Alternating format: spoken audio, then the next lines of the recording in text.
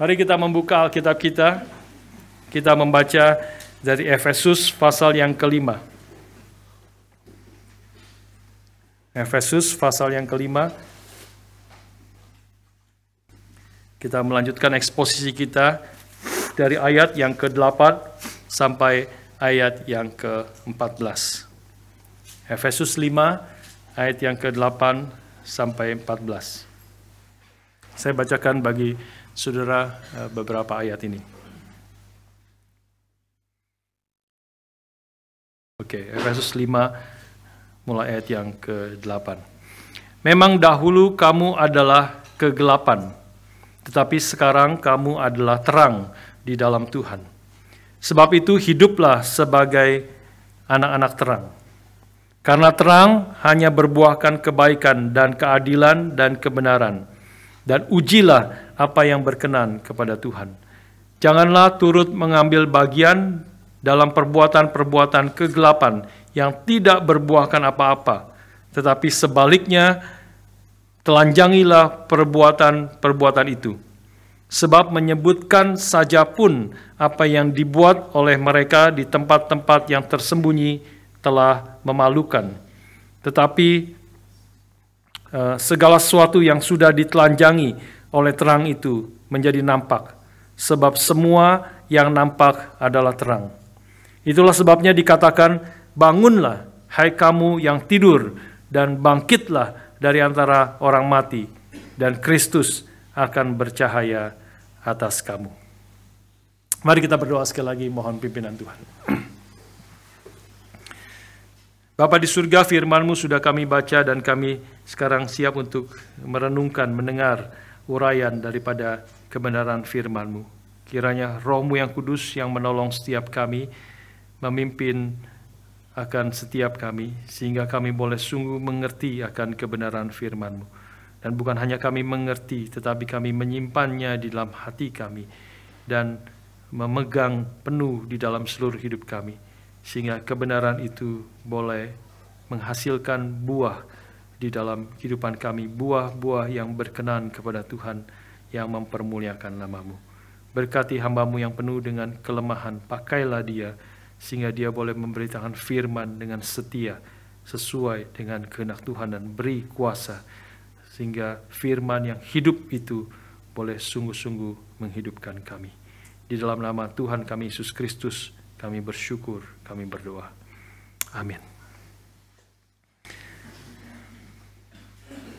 Saudara sekalian, pada suatu sore di gereja ini ada anak-anak pemuda remaja berkumpul di salah satu ruangan di atas, dan kemudian sore itu mulai mendung dan mulai agak gelap begitu. Mereka tapi berkumpul tetap dengan agak gelap-gelap di ruangan di atas. Mereka ada yang melihat HP, buka komputer, ada yang main game, ketawa-ketawa dan sebagainya. Ya, tiba-tiba saya lihat nih orang banyak kok gelap-gelap gitu ya. Gelap-gelap.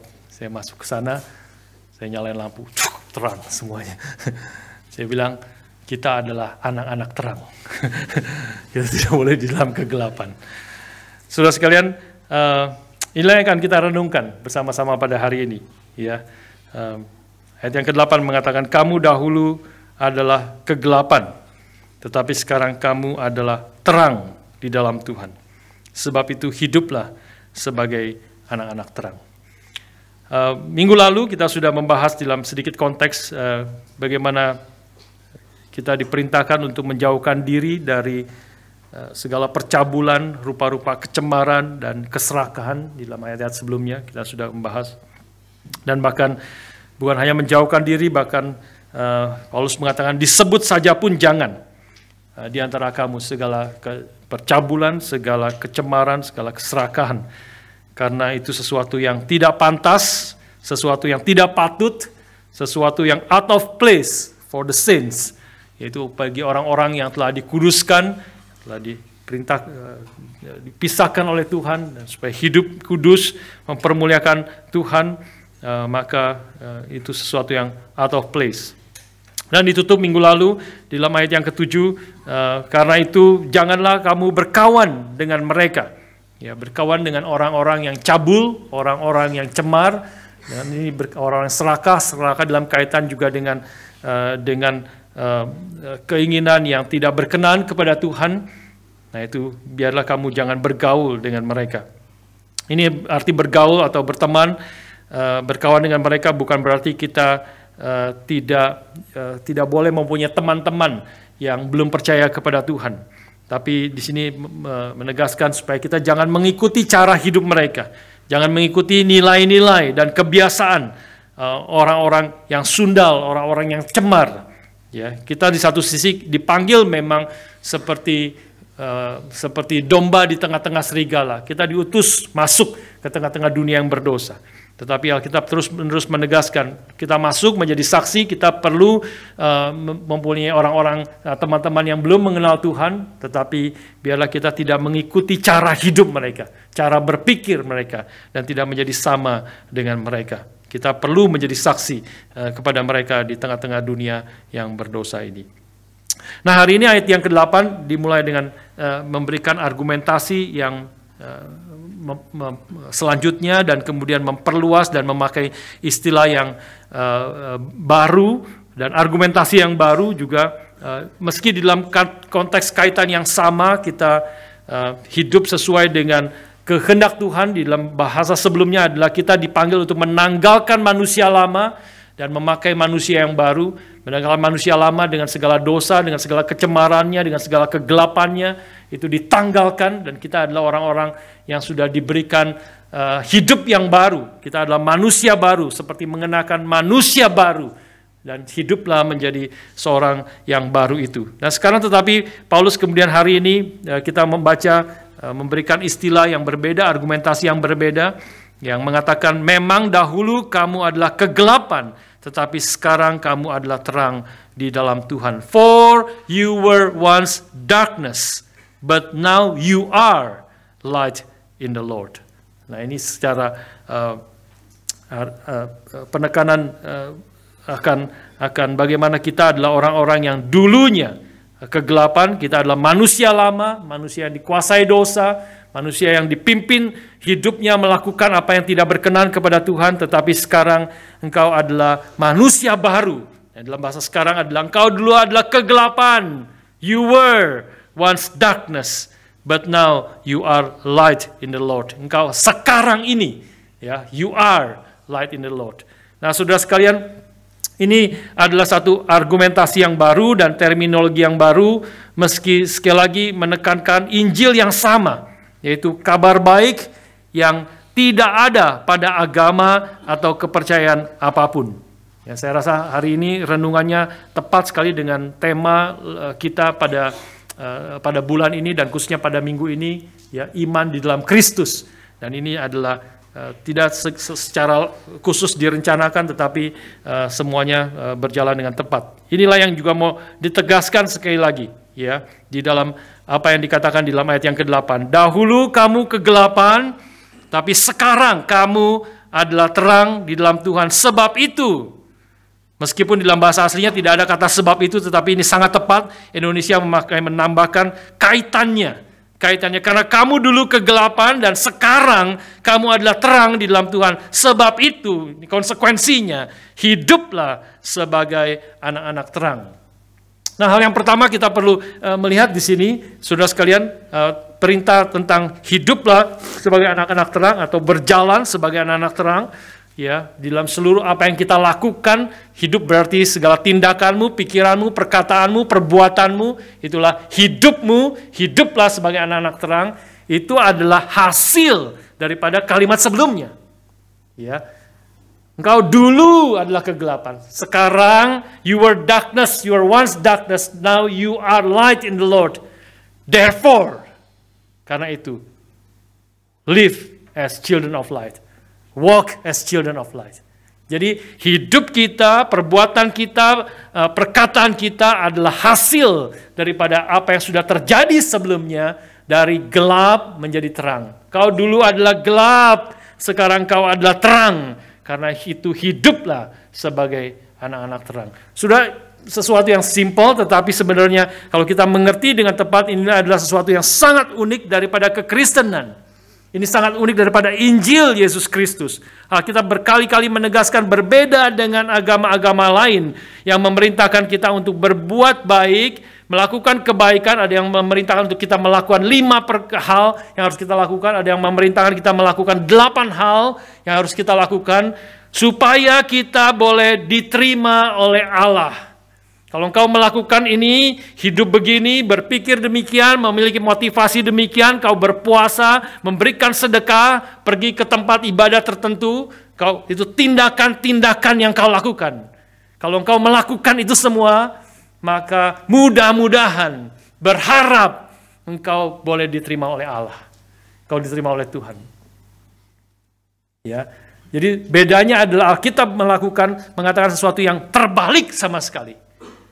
Karena bukan perbuatan kita, Alkitab tadi juga pembaca Alkitab kita hari ini mau menegaskan kepada kita, puji-pujian yang kita nyanyikan hari ini menegaskan kepada kita, tidak ada perbuatan baik kita, apapun yang kita lakukan, yang boleh diterima oleh Tuhan, yang membawa kita boleh diselamatkan oleh Tuhan.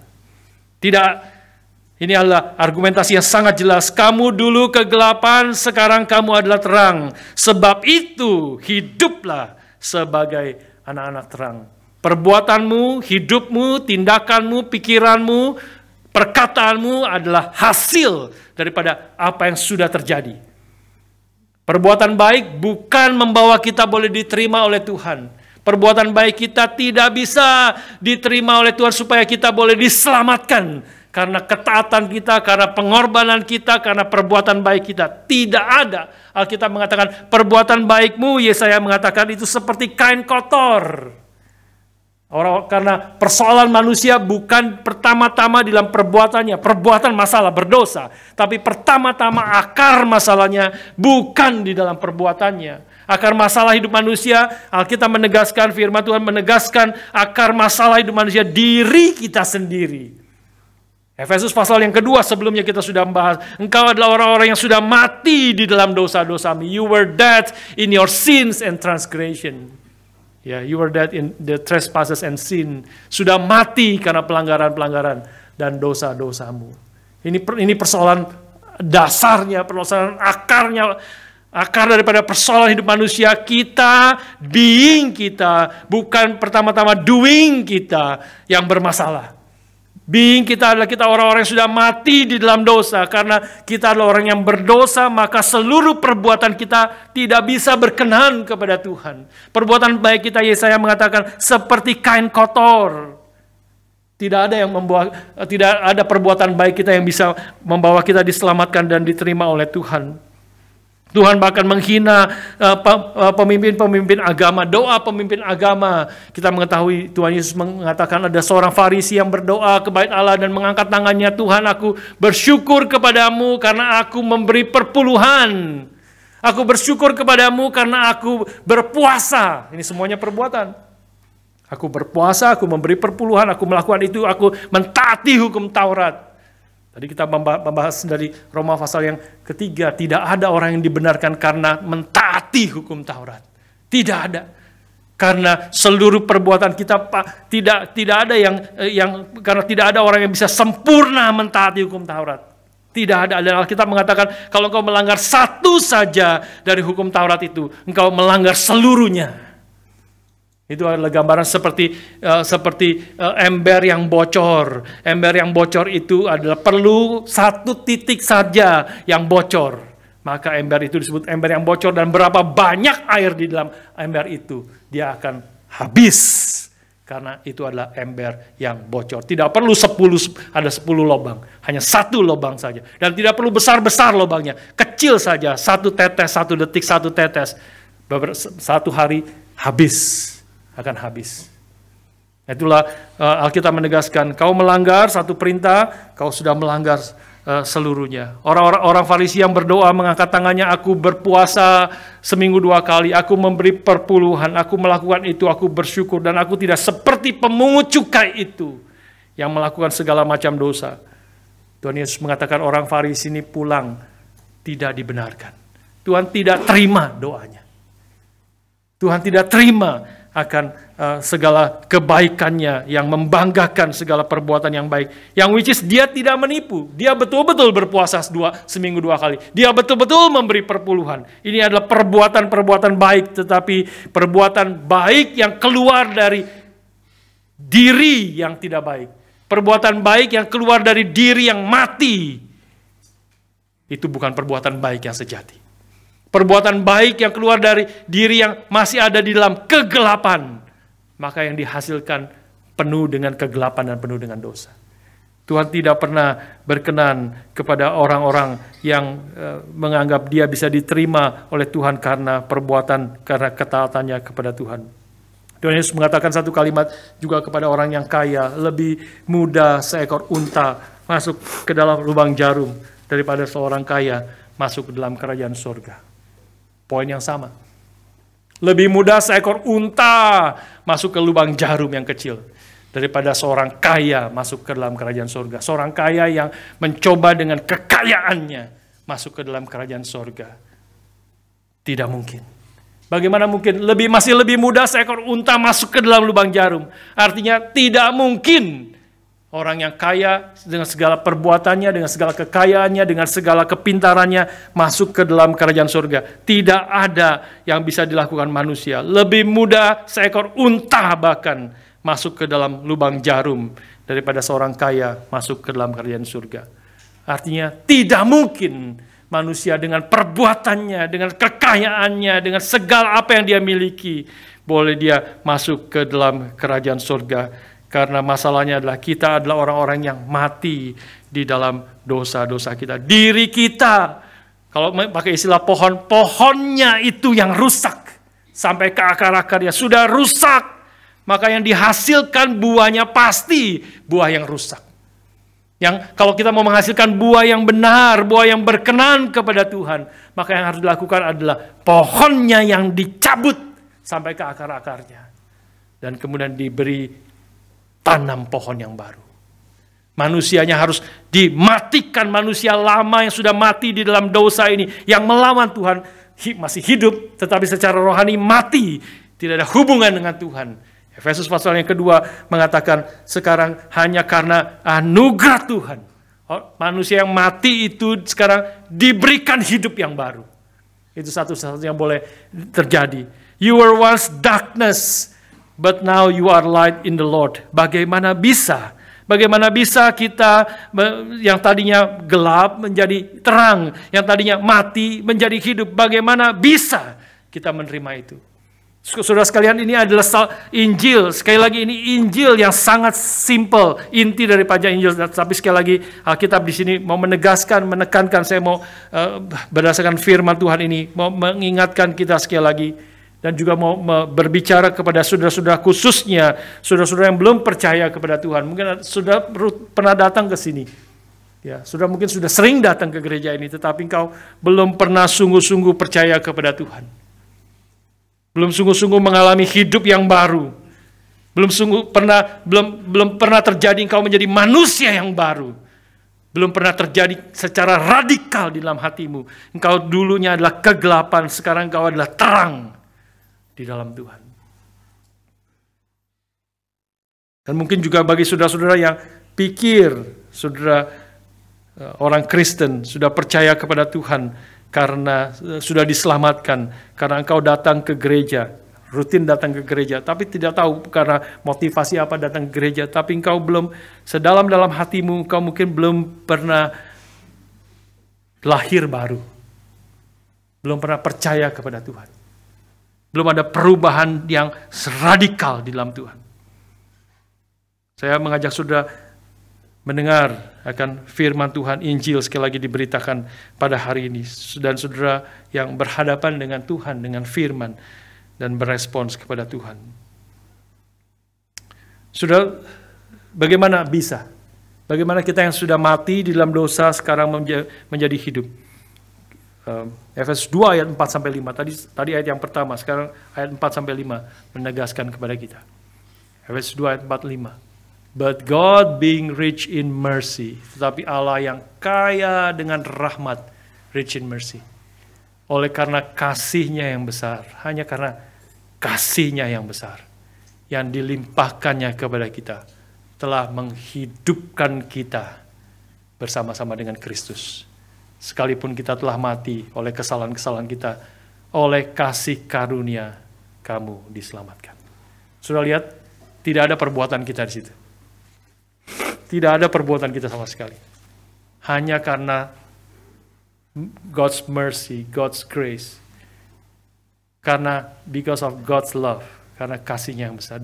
His great love, with which He loved us. Dia telah menghidupkan kita bersama-sama dengan Kristus. Sekalipun kita telah mati, ditegaskan lagi, kita telah mati oleh kesalahan-kesalahan dan dosa-dosa kita. Oleh kasih karunia, kamu diselamatkan. Hanya karena kasih karunia. Bagaimana kita boleh diselamatkan? Bagaimana kita boleh berpindah dari terang, dari gelap kepada terangnya yang ajaib? Bagaimana kita boleh berubah dari orang yang mati di dalam dosa menjadi hidup di dalam Kristus? Satu-satunya jalan, tidak, Alkitab menegaskan kepada kita, sekali lagi ini menjadi unik berita daripada Injil yang tidak ada di dalam berita manapun di tengah-tengah dunia ini. Bagaimana kita bisa berubah dari mati kepada hidup, dari gelap kepada terang? Bukan dengan perbuatan kita, bukan dengan ketaatan kita, bukan dengan pengorbanan kita, bukan dengan apapun yang kita lakukan, tapi semata-mata karena anugerah Allah di dalam Kristus. Karena apa yang Tuhan telah kerjakan bagi kita di dalam Kristus. Tapi bagaimana kita menerimanya? Bagaimana itu berkait dengan kita? Kristus telah mati karena kasih-Nya yang besar dilimpahkan kepada kita melalui Kristus yang mati untuk menebus dosa kita. Itu dasarnya apa yang membuat kita boleh menerima keselamatan. Tetapi bagaimana kaitan apa yang Kristus telah kerjakan di atas kayu salib, mati menebus dosa manusia yang berdosa. Bagaimana dengan saya? Kristus tidak menebus dosa semua umat manusia. Karena kalau Kristus menebus dosa semua umat manusia, maka semua umat manusia akan diselamatkan. Tapi kita tahu ada orang-orang yang tidak diselamatkan. Kita tahu ada orang-orang yang akan menerima hukuman kekal, menerima keadilan Allah. Bagaimana kita, Kristus yang telah mati, menebus manusia berdosa karena kasih yang besar yang curahkan kepada kita. Bagaimana kita bisa menerima anugerah itu? Bagaimana kita bisa menerima kehidupan melalui kematian dan kebangkitan Kristus? Satu-satunya cara adalah di dalam bagian yang Roma pasal 3 menegaskan kepada kita yang tadi kita baca dalam pembacaan Alkitab. Tadi Efesus 2 memberi secara implisit telah menghidupkan kita bersama-sama dengan Kristus. Yang mengkaitkan kita dengan apa yang Kristus kerjakan di atas kayu salib adalah iman di dalam Kristus. Iman kita dipersatukan dengan iman kita percaya kepada Kristus. Kita beriman kepada kita. Ini iman itu bukan perbuatan. Iman di kitab Roma khususnya sangat jelas menegaskan itu. Iman itu bukan perbuatan. Iman itu adalah seperti tangan yang terangkat seorang yang minta-minta, yang akan mati tanpa belas kasihan orang lain. Orang peminta-minta itu mengulurkan tangannya, have mercy on me, oh Lord. Itulah iman. Iman adalah seperti perumpamaan yang Tuhan Yesus katakan tadinya orang-orang yang beragama, orang Farisi berdoa, aku bersyukur, aku berpuasa, aku memberi perpuluhan, aku melakukan itu. Orang itu pergi keluar dari bait Allah, tidak dibenarkan oleh Tuhan. Tetapi ada satu orang lagi yang datang, pemungut cukai yang tidak berani melihat ke atas, dia memukul dadanya dan berkata, have mercy on me, oh Lord, berbelas kasihanlah Tuhan kepadaku, karena aku orang berdosa. Itulah peminta-minta yang mengangkat tangannya, have mercy. Ini kita datang kepada Tuhan, bukan dengan perbuatan kita, tapi dengan kesadaran, hanya karena kalau Tuhan tidak menyelamatkan, aku tidak akan bisa diselamatkan. Kalau Kristus tidak mati bagiku, maka aku tidak bisa diselamatkan. Aku berseru kepada Tuhan, have mercy on me, O Lord, for I am a sinner. Hanya itu yang Tuhan inginkan. untuk kita boleh diselamatkan. Berseru kepada Dia, have mercy on me, O Lord. Karena aku adalah orang berdosa. Dan Tuhan Yesus mengatakan, orang ini pulang dari bait Allah sebagai orang yang dibenarkan.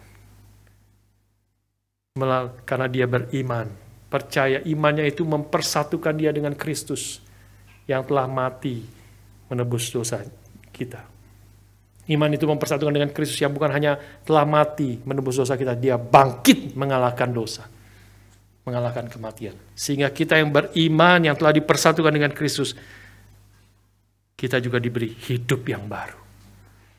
Karena dosa kita telah diserahkan kepada Kristus. Kristus yang mati di atas kayu salib, 2 Korintus 5 mengatakan, dia yang tidak mengenal dosa dijadikan dosa karena kita. Bagaimana dia dijadikan dosa karena kita? Karena iman kita kepada Kristus mempersatukan kita dengan Dia, sehingga Dia menanggung dosa semua orang yang percaya kepadanya. Menanggung dosa semua orang yang beriman kepadanya. Sehingga di dalam Kristus kita boleh dibenarkan oleh Allah. Ini Injil yang saya percaya sebagian besar kita sudah sering mendengar akan bagian ini. Ini Injil yang ditegaskan sekali lagi di dalam pembacaan renungan kita pada hari ini. Dengan iman yang mempersatukan kita dengan Kristus, kita telah berpindah dari gelap kepada terangnya yang ajaib. Dari mati menjadi hidup hanya dengan iman di dalam Kristus. Kita percaya, beriman di dalam Kristus. Sungguh-sungguh beriman, tapi jangan kita menipu diri. Oke, saya beriman, saya mengatakan saya beriman. Saya mengatakan saya percaya kepada Tuhan. Seperti orang-orang yang juga dibaptis, mengaku percaya, aku mengaku percaya. Tidak bisa, ini bukan hanya pengakuan di mulut. Alkitab mengatakan, memang pengakuan di mulut penting, tapi juga harus percaya di dalam hati, sedalam-dalam hati, bahwa Yesus adalah juru selamat, bahwa Allah telah membangkitkan dia dari antara orang mati. Dia telah menebus dosa kita. Jadi satu, iman, percaya dari mulut dan juga dari hati. Bagaimana kita tahu bahwa kita sungguh-sungguh telah berpindah dari gelap kepada terang? Bagaimana kita tahu kita adalah orang-orang yang telah mati di dalam dosa, sekarang hidup di dalam Kristus? Bagaimana tahunya? Harus menghasilkan hidup yang baru. Harus menghasilkan hidup yang baru. Memang dahulu kamu adalah kegelapan, tapi sekarang kamu adalah terang di dalam Tuhan. Sebab itu, hiduplah sebagai anak-anak terang. Nah, ini buktinya. Ini buktinya. Hidup kita sekarang hidup sebagai anak-anak terang. Hidup, apa arti hidup anak-anak terang? Hidup secara, nanti kita kembali ke Efesus, tapi kita juga boleh melihat hidup berarti memiliki hidup yang baru. Ya, di dalam Efesus pasal 2 kita kembali. Efesus yang kedua ayat 8-10 mengatakan, menegaskan poin ini sekali lagi. Ya, kita boleh melihat Efesus 2 ayat 8-10. Mari kita baca bersama-sama ketiga ayat ini. Sebab karena kasih karunia kamu diselamatkan oleh iman. Itu bukan hasil usahamu, tetapi pemberian Allah. Itu bukan hasil pekerjaanmu. Jangan ada orang yang memegahkan diri. 10. Karena kita ini buatan Allah, diciptakan dalam Kristus Yesus untuk melakukan pekerjaan baik yang dipersiapkan Allah sebelumnya. Ia mau supaya kita hidup di dalamnya. Hanya karena anugerah, bukan perbuatan kita, melalui iman di dalam Kristus, kita menjadi manusia baru. Ini semata-mata anugerah Tuhan. Karena kita ini buatan Allah, His workmanship created in Christ Jesus. Diciptakan di dalam Kristus. For good works. Kalau kita sudah menjadi ciptaan yang baru, menjadi manusia yang baru, memberi hidup yang baru, kita telah berpindah dari kegelapan kepada terang. Kita adalah anak-anak terang, sebab itu hiduplah sebagai anak-anak terang. Di dalam bagian ini, kita created in Jesus for good works. Yang Tuhan telah mempersiapkan kita. Jadi hidup kita sebagai anak-anak terang, dan hidup melakukan kehendak Tuhan, ini bukan sekedar tanggung jawab. Bukan sekedar tanggung jawab yang harus kita lakukan. Tetapi ini adalah konsekuensi logis. Kalau Tuhan telah memberikan hidup yang baru, kalau kita telah menjadi manusia yang baru, kita telah beriman di dalam Kristus, kita telah berpindah dari kegelap kepada terang, kita adalah anak-anak terang, maka hidup kita sebagai manusia yang baru akan menghasilkan kehidupan yang baru. Sebagai anak-anak terang, kita akan hidup sebagai anak-anak terang. Sebagai terang di dalam Tuhan. Di dalam Efesus pasal 5 menegaskan secara khusus bagaimana hidup sebagai anak-anak terang itu. Ayat yang ke-9, karena terang hanya berbuahkan kebaikan dan keadilan dan kebenaran. Terang itu harus menghasilkan all that is good and all that is right and all that is true. Bukan sempurna, bukan kita mengerjakan, menghasilkan kebaikan, keadilan, kebenaran secara sempurna. Karena kesempurnaan hanya nanti datang ketika kita bertemu muka dengan Tuhan. Tetapi sebagai manusia yang baru, sebagai terang di dalam Tuhan, yang hidup sebagai anak-anak terang, maka ada kerinduan dari dalam hati kita. Ini bukan sesuatu yang diperintahkan dari luar, memang ini diperintahkan oleh Tuhan, tetapi perintah Tuhan itu langsung resonate, langsung nyata, dan kita sadar, relate sekali dengan kita sebagai manusia yang baru. Perintah Tuhan itu supaya kita hidup benar, hidup berkenan, nanti kita lihat hidup yang berkenan kepada Tuhan, hidup menghasilkan kebaikan, keadilan, dan kebenaran. Itu adalah memang sesuai dengan kerinduan hati kita. Bukan sempurna, kita masih sering jatuh di dalam dosa, tetapi ada perjuangan yang tidak selesai. Ada pertumbuhan di dalam hidup kita. Aku ingin hidup terus semakin berbuah bagi Tuhan. Melakukan kebaikan, keadilan, dan kebenaran. Ini juga bukan sesuatu yang dipaksa dari luar, seperti firman Tuhan yang kita dengar hari ini. Kalau saudara merasa itu sesuatu yang dipaksa dari luar, dan saudara tidak sesuai dengan isi hatimu, dengan dirimu yang paling dalam, jiwamu yang paling dalam, maka itu mungkin sekali kita sebenarnya bukan anak-anak Tuhan, bukan anak-anak terang. Tapi kalau firman Tuhan yang hari ini yang kita dengar, yang sudah baca di dalam seluruh Alkitab, maka saudara merasa itu sesuatu yang benar, sesuatu yang saudara ingin, meskipun kau masih bergumul, meskipun kita masih kadang-kadang jatuh di dalam dosa, tetapi ada hidup yang baru yang ingin melakukan itu. Hidup sesuai dengan kehendak Tuhan. Ini adalah sesuatu yang muncul dari jiwa kita yang paling dalam sebagai manusia yang baru, yang telah pindah. Ini adalah status kita. Dulu engkau mati, sekarang hidup. Engkau adalah manusia lama, sekarang engkau menjadi manusia baru. Engkau adalah kegelapan, sekarang engkau adalah terang di dalam Tuhan. Maka sebagai manusia baru yang terang, maka kebenaran, keadilan itu, kehendak Tuhan itu, sudah bisa relate. Memang itulah yang aku inginkan. Dan memang itulah yang seharusnya aku lakukan. Tapi aku masih kadang-kadang jatuh, masih tidak taat. Aku minta Tuhan, berseru kepada Tuhan, minta kekuatan Tuhan. Untuk aku mau hidup sesuai dengan kehendak Tuhan. Tetapi kalau saudara rasa itu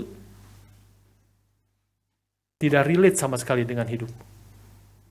Saudara rasa keadilan, kebenaran, kebaikan daripada Tuhan, saudara itu sesuatu yang asing di dalam hidupmu. Saudara tidak pernah melihat hidupmu ingin melakukan itu, ingin melakukan apa yang berkenan kepada Tuhan. Ayat yang ke-10 bicara, ujilah apa yang berkenan kepada Tuhan. Saya mau tanya sekarang kepada saudara. Saudara, apakah saudara ingin hidupnya berkenan? Berkenan artinya menyenangkan hati Tuhan. Ingin menyenangkan hati Tuhan. Sedalam-dalam hatimu, engkau ingin menyenangkan hati Tuhan. Kau pertama-tama bukan ingin menyenangkan orang tua. Kau pertama-tama bukan ingin menyenangkan suami istrimu. Pertama-tama kau bukan ingin menyenangkan anak-anakmu. Pertama-tama kau bukan ingin menyenangkan teman-temanmu supaya kelihatan baik. Kalau kamu hanya ingin menyenangkan orang-orang di sekelilingmu, itu bukan menunjukkan engkau manusia yang baru. Itu belum menunjukkan engkau adalah orang yang telah berpindah dari gelap kepada terang. Orang yang telah berpindah dari gelap kepada terang menjadi manusia baru di dalam Kristus. Dia ingin menyenangkan hati Tuhan. Seluruh hidupnya dia ingin, sekali lagi bukan berarti sempurna, tetapi ingin dan akan terus berjuang. Kalau ada keinginan yang paling dalam, dari jiwa yang paling dalam, kita ingin. Kita masih gagal, kita maju lagi. Kita ingin berjuang melakukan kehendak Tuhan. Dan itu dikontraskan di dalam ayat yang ke-11 dengan the work of darkness, the fruitless or unfruitful work of darkness. Janganlah turut mengambil bagian dalam perbuatan-perbuatan kegelapan yang tidak berbuahkan apa-apa, tetapi sebaliknya telanjangilah perbuatan-perbuatan itu. Kalau hidup sebagai anak-anak Tuhan, hidup sebagai anak-anak terang, maka itu adalah menghasilkan buah. Ya, bicara tentang fruit,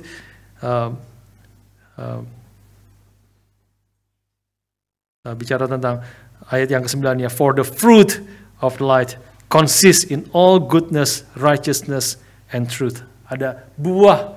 Alkitab bicara tentang buah, artinya buah yang indah, yang bermanfaat, yang bisa dinikmati, sesuatu yang menyegarkan. Ya.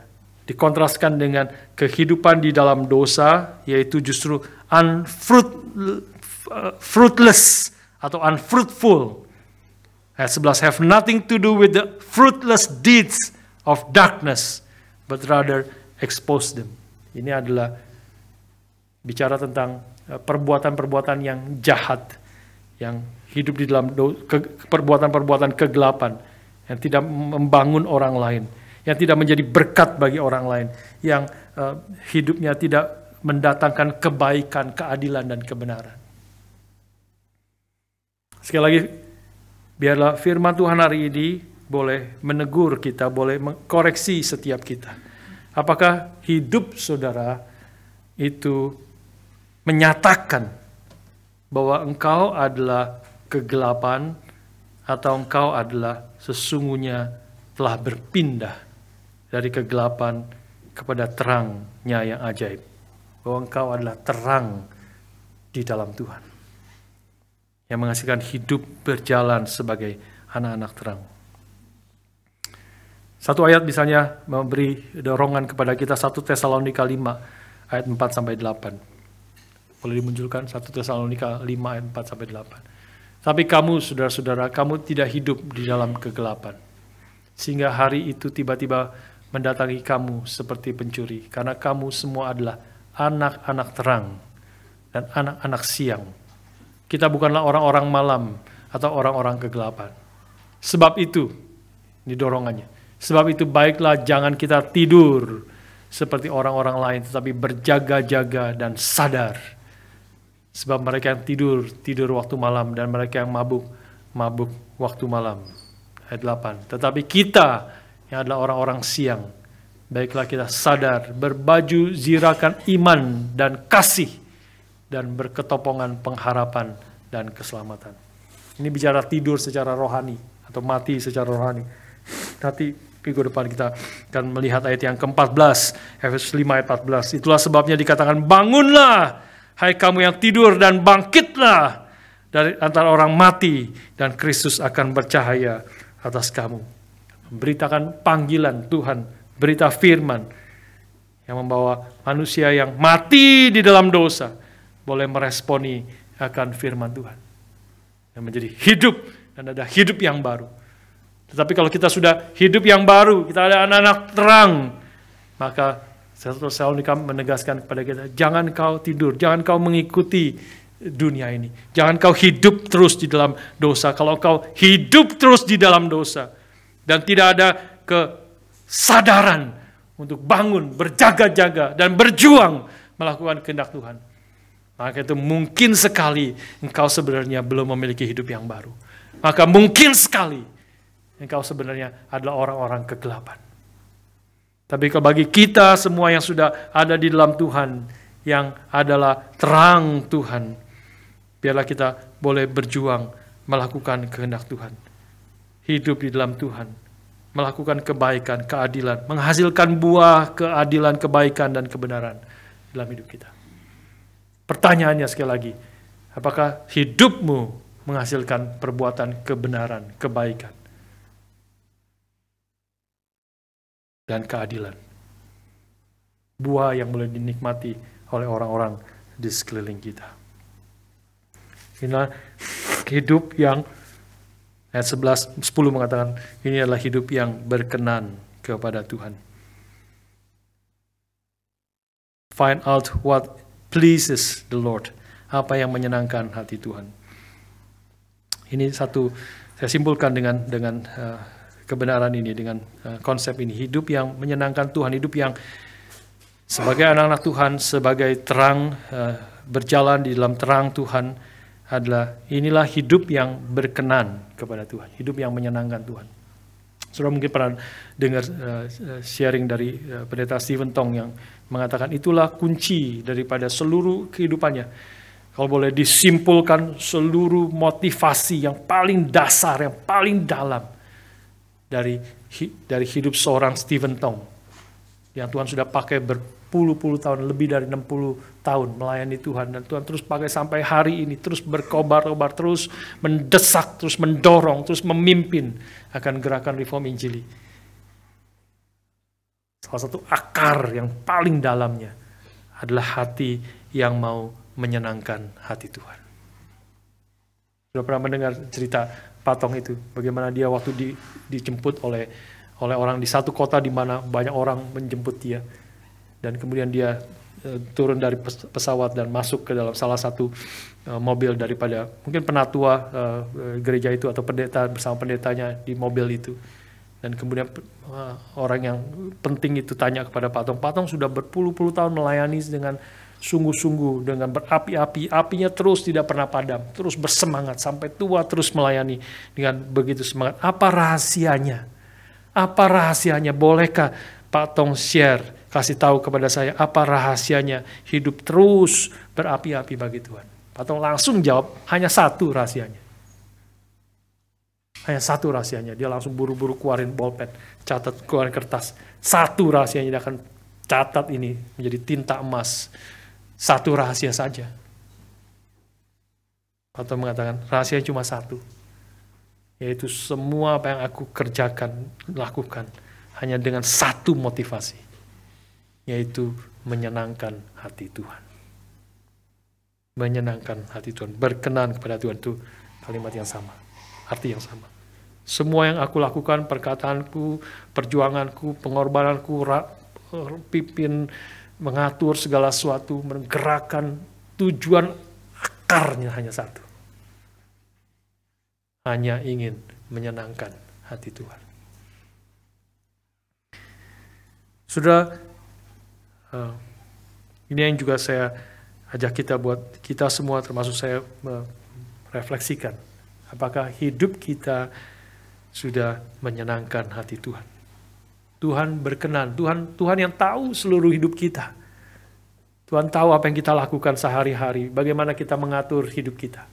Bagaimana kita memakai uang kita, bagaimana kita memakai akan waktu kita. Bagaimana kita, apa yang kita perjuangkan, apa yang menjadi yang menggelisahkan kita, apa yang kerinduan kita yang paling dalam. Apakah tujuannya satu dalam seluruh hal yang kita kerjakan? Apakah saudara ingin menyenangkan hati Tuhan? Kita menegaskan berkali-kali poin ini. Roma 12 ayat 1 sampai 2. Inilah hal yang pertama yang harus kita kerjakan sebagai orang yang telah menerima anugerah Tuhan. Karena itu saudara-saudara, demi kemurahan Allah, aku menasihatkan kamu supaya kamu mempersembahkan tubuhmu sebagai korban hidup. Mungkin lebih tepat itu korban hidup. Ya, living sacrifice. Yang kudus dan yang berkenan kepada Allah. Itu adalah ibadahmu yang sejati. Holy, balik lagi ayat 1 dulu, mundur. Ya, holy and acceptable to God, which is your spiritual worship. Holy and pleasing to God. Ya, acceptable itu adalah juga dalam bahasa aslinya lebih tepat, pleasing, berkenan, pleasing to God. Ayat yang kedua, janganlah kamu menjadi serupa dengan dunia ini, tetapi berubahlah oleh pembaruan budimu, sehingga kamu dapat membedakan manakah kehendak Allah, apa yang baik, apa yang berkenan kepada Allah, dan yang sempurna. What is good and pleasing and perfect to God. Apa yang berkenan kepada Tuhan. Apa yang menyenangkan Tuhan. Pertama, kita yang telah mengerti anugerah Tuhan, yang telah diberi hidup yang baru, kita mempersembahkan hidup itu, tubuh kita, sebagai korban hidup. Ini adalah hal yang berkenan kepada Tuhan.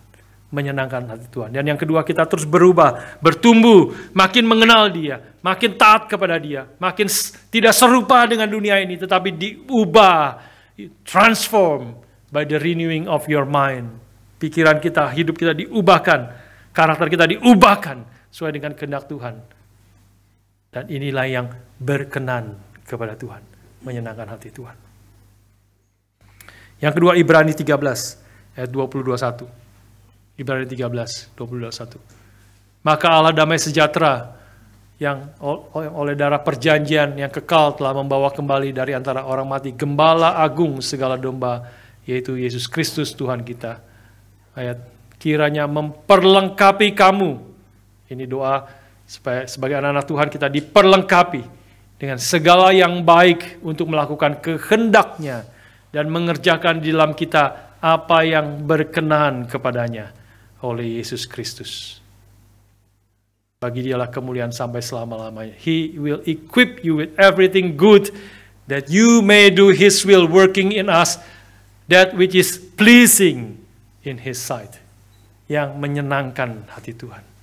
Through Jesus Christ, to whom be glory forever and ever. Kita taat, pertama mempersembahkan tubuh kita, yang kedua kita terus bertumbuh, melakukan kehendak Tuhan, dan yang ketiga di sini adalah waktu kita melakukan kehendak Tuhan, berjuang, melakukan, kita sadar Tuhanlah yang memperlengkapi kita. God is the one who equip us with everything good, that we may do His will. Dan bekerja di dalam kita ini, Tuhan yang bekerja waktu kita bekerja, waktu kita taat kepada Tuhan, melakukan kehendak Tuhan, kita tahu kita boleh melakukan itu, kita boleh melakukan apa yang berkenan kepada Tuhan, karena Tuhan yang bekerja di dalam kita. Tuhan yang memperlengkapi kita, Tuhan yang memberi kekuatan kita, Tuhan yang menopang kita. Sehingga apa yang kita kerjakan itu boleh berkenan kepada Dia. Karena ini semua dari Tuhan.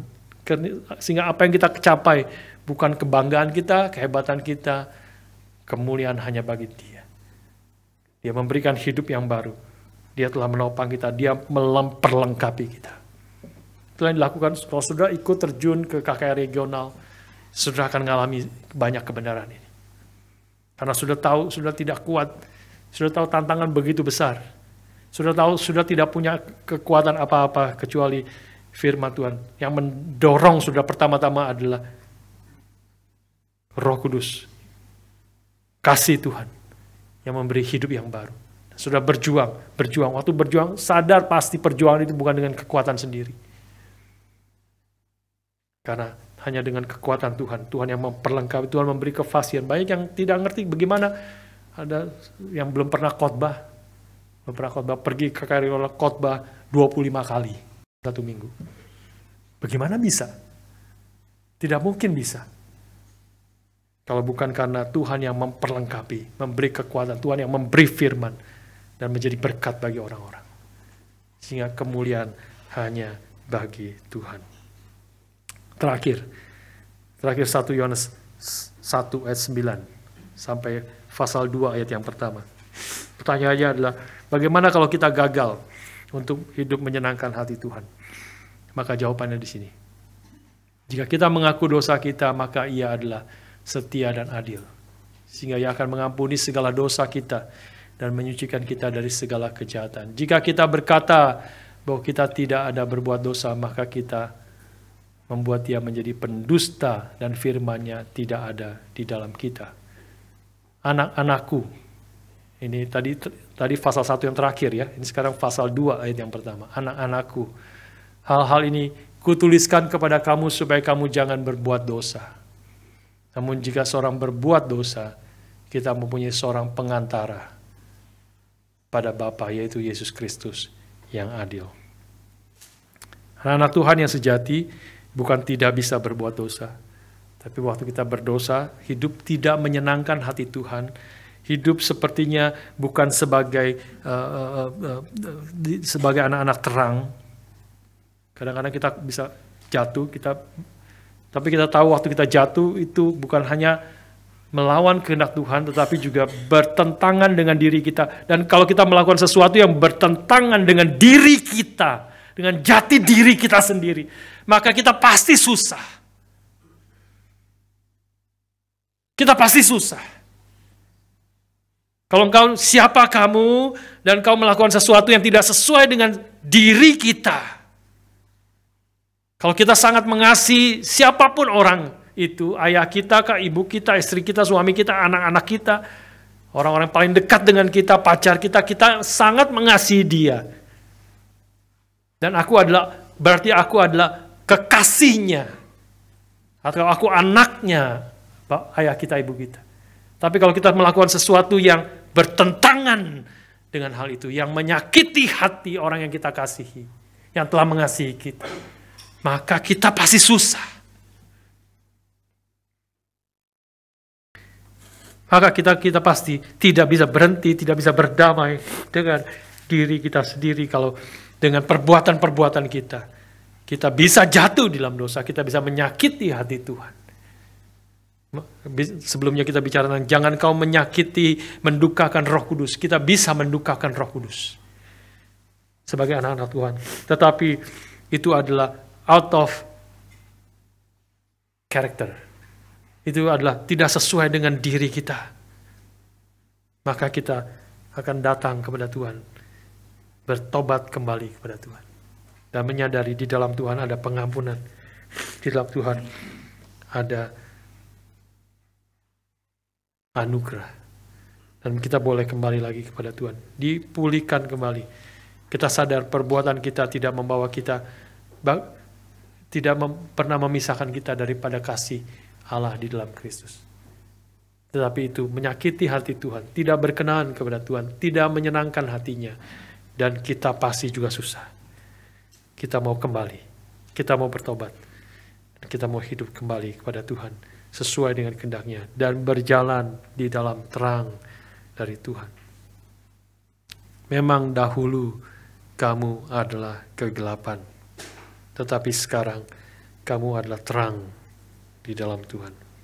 Sebab itu hiduplah sebagai anak-anak terang. Itulah yang berkenan dan mempermuliakan Tuhan. Mari kita berdoa.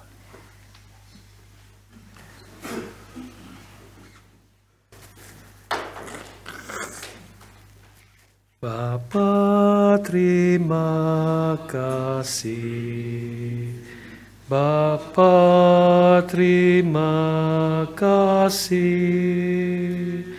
Bapa di dalam surga, puji terima kasih. Saja kita teduh sejenak di hadapan Tuhan.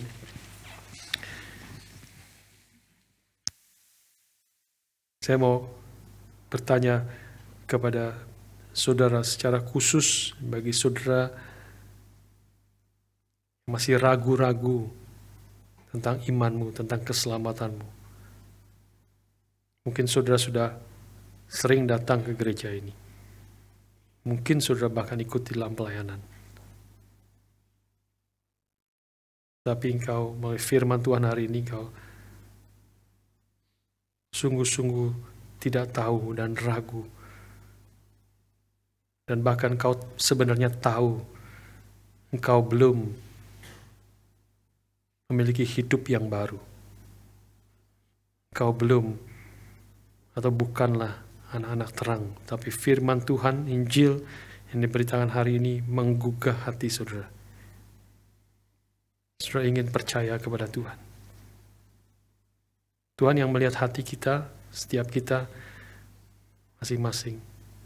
Kalau ada di antara saudara yang ragu dan sudah bahkan sadar Engkau belum pernah sungguh-sungguh beriman dan memiliki hidup yang baru, berdoalah kepada Tuhan secara pribadi, berseru pada Tuhan, "Have mercy on me, O Lord, for I am a sinner." Dan ketahuilah firman Tuhan berkata, kalau engkau berseru dari dalam hatimu yang paling dalam,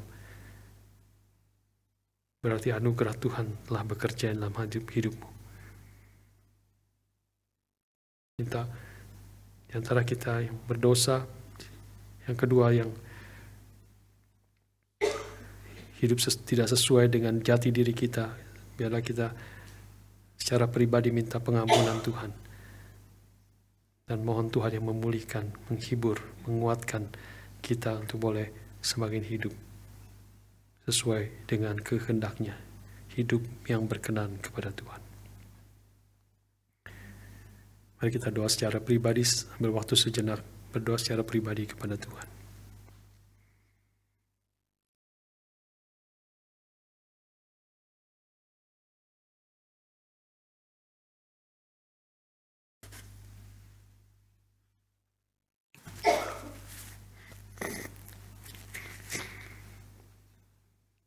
Dengan berdiri kita bersama-sama menyanyikan lagu Bapa Terima Kasih. Bapa terima kasih, Bapa terima kasih, Bapa di dalam surga, puji terima kasih. Tuhan yang mendengar dan melihat isi hati kami, Tuhan yang mendengar doa akan umat-Mu. Kiranya Roh-Mu yang kudus yang meneguhkan iman kami. Kiranya Roh-Mu yang kudus yang terus memimpin hidup kami, menguatkan iman kami, untuk kami boleh hidup sebagai anak-anak terang, hidup memperkenan Tuhan dan mempermuliakan nama-Mu. Pimpinlah kami sebagai umat-Mu, terus berjuang dan tidak menjadi tertidur, tidak mengikuti arus dunia ini. Tapi kami berjaga-jaga. Kami terus maju, melakukan kehendak Tuhan di dalam seluruh aspek hidup kami. Baik di dalam segala pelayanan di dalam gereja, maupun juga di dalam keluarga kami, di dalam pekerjaan kami, dalam studi kami. Tuhan yang menolong kami untuk hidup memperkenan dan mempermuliakan nama-Mu. Kami bersyukur dan berdoa dalam nama anak-Mu yang tunggal, Tuhan kami Yesus Kristus. Amin.